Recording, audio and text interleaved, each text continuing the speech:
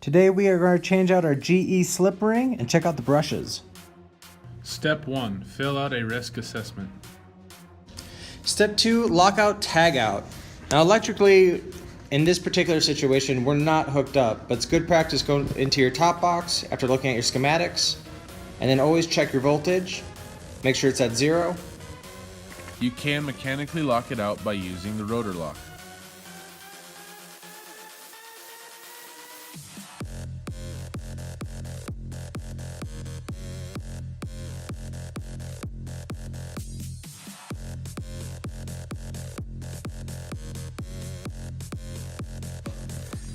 Step 3. Use your tweaker to unlock the electrical box.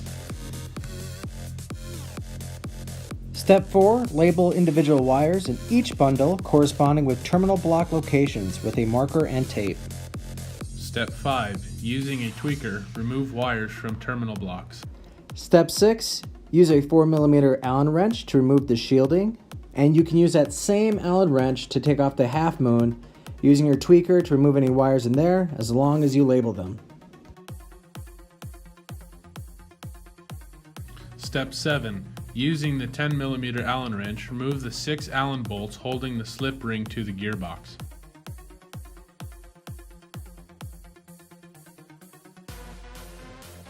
Step 8. Once your slip ring is safely on the ground, you can check the brushes for any uneven wear or discoloration.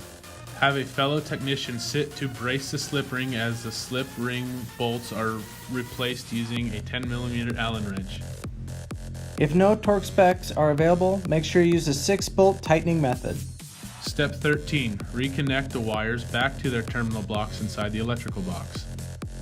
Step 14. Use the 4mm Allen wrench to replace the shields.